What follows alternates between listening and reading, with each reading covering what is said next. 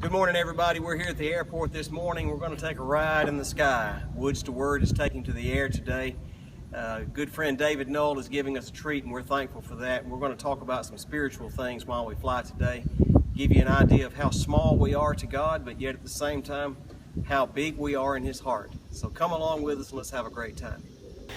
When taking off from the Earth's surface, it doesn't take long for your whole mindset to change. Our friend and pilot David Knoll says that just like deer hunting is a wonderful way to be alone with God, flying is the same for him. You sail over the wild blue yonder, and there is a rare serenity to it that can hardly be experienced on the ground. You feel like you are all alone, just you and God. The first thing that always strikes me when I am flying is how small everything down below looks. For example, down below us is the Tennessee River. But even smaller is my neighborhood, which you can see just off the end of the plane's wing. The cars look like ants, and the people are literally nothing more than dots. And even our airplane looked mighty little as my wife got video of us from the ground.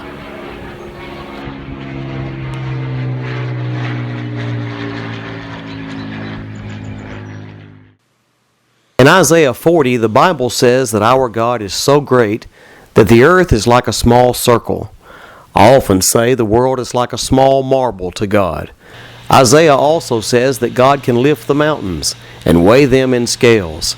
All the waters of the earth can be measured in the hollow of His hand. Wow! And what about us? Well, it says that we are like grasshoppers. Yes, teeny tiny grasshoppers. Now that's small. It was thoughts like these that caused King David to ask in Psalm 8, "What is man that you are mindful of him?"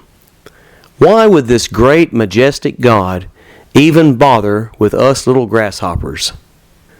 The truth is, we are the crown of God's earthly creation, the reason earth was created in the first place. He made us a little lower than the angels and crowned us with glory and honor. He created us because He simply wanted to. He has so much that He wants to share with us for all eternity. He wants more sons and daughters. We are prized so much by Him that He sent His Son to die for us.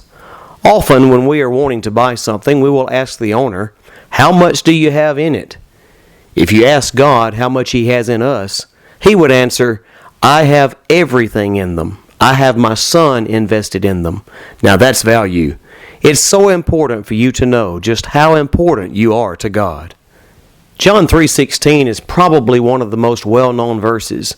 It says, "For God so loved the world, that He gave His only begotten Son, that whosoever believeth in Him should not perish, but have everlasting life." The entire book of Acts shows the spread of this good news. In Acts 2, about 3,000 grasshoppers, so to speak, repented and were baptized for the remission of their sins. Don't you know the God of heaven was beaming with joy? Again, we are big in His heart. As we made our way back to the airport, David set the plane on autopilot. Its gauges were honed in on home. And in the same way, we need to set our gauges in such a way that when life is over, we land safely into heaven itself. It will be far more beautiful than anything we ever imagined.